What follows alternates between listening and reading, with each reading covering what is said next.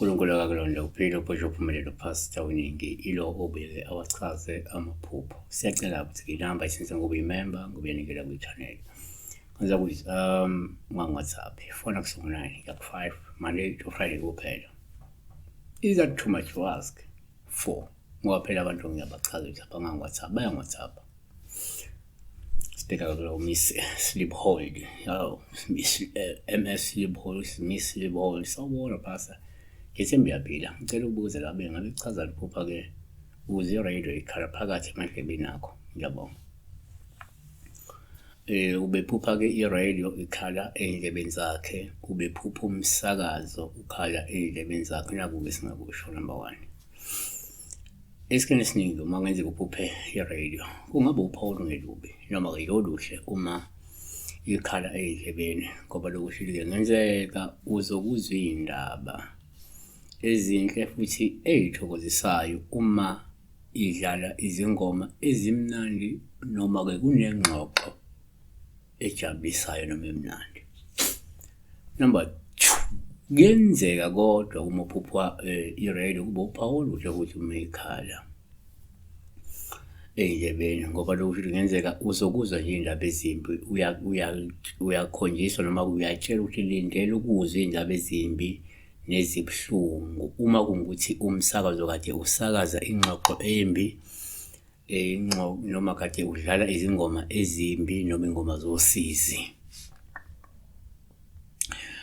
Okay, asibheke ngokwesinto ke. Kanza kwethu number 3. Uma uphupha i-radio kuyaba uphawu oluhle uma ikhala endlebeni olungabili uvezela ukuthi ngenzeka unemimoya wena futhi kukhona isidalwa esesifuna ukuqala sikhulume kuwe.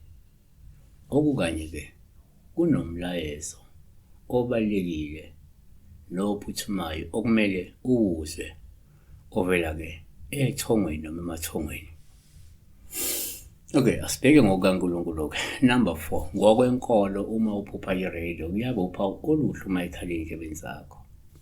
Lungaveza ukuthi ngenzeka kunomlayezo obalekile ovela kuNkulunkulu ongawuzwanga kepha okumele nokufanele uwuzwe.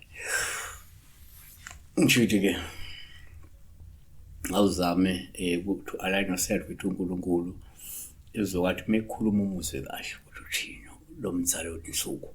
So uJobe 33 verse 14 to 16 ngokuba uNkulunkulu ukhuluma kanye yebo nakabili umuntu engakunaki ephusheni nasembonweni wasebusuku lapha abantu behlelwe ngobuthongo obunzima bokuzela emacansini khona ke uyavula indlebe zabantu abekuphawu ekufundisweni kwabo. Siyabonga ke besibheka la uphupha nje i-radio ikhala ngabe iyakhala nje noma ikhala endlebeni zakho noma iyakhala uyayizwa ukuthi iyakhala ikhala khona. Siyabonga ke besibheka la ukhala komsakazo.